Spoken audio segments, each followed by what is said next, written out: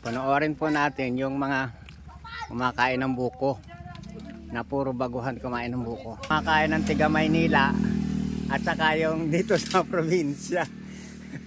Ang alam niya pong kutsara, yung stainless na kutsara. Yun naman po dito sa probinsya, balat lang po ng buko yung pangkayod. Bili ka yelo. O yelo pa raw. Talaga naman.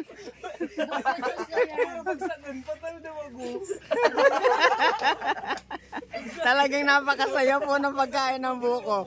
Na? Inulukad po nila ngayon.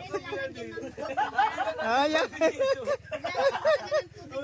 Talaga naman. Lagyan nyo to, tapos dagdagan yung asukal gatas. Ubusin nyo na yung gatas dun sa sachet. Oh, yun, ayun. Para po, yan, painumin nyo rin kami. Yay! Palapakan! Bili kayo Ayan. yelo kay ano.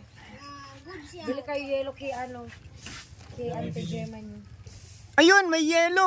Ang tuwa ni Jay. Tuwan-tuwa pag may yelo.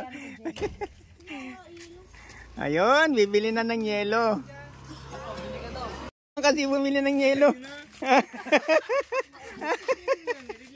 Ayun, mayroon pa pala. Oh, yun. Ice water lang pala yan. Tama lang yan. Kala namin, maano namin kayo. Uy, di na umulog! Umulog! Oh! Maubos nga yan pag nahulog. Hawa mo! Ilan ko ba eh?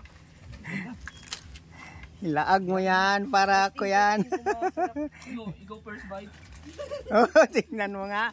Siya talagang First bite? mahirap na. Ilagay mo na yan. Lasang kamay. Wala na, wag na kayo magreklamo. Talagang ganyan talaga yun. Lasang kamay. Lasang kamay. Magpipinsa naman kayo. Lasang kamay. Ayan. Ano naman yun eh? Kunin mo yung yelo. Inom sana ako eh. Kaso, lawlasang magpipinsan niya nga. Lasa ng buko niya.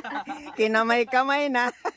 Dapat sinipsipan muna yung yelo bago inilagay dyan. Napakasaya talaga na kain ng buko na yan. Inom pa ako. Uy, kanina Oh. sa akin. Kanina pa. Akin yan. Oh. Dagdagan na.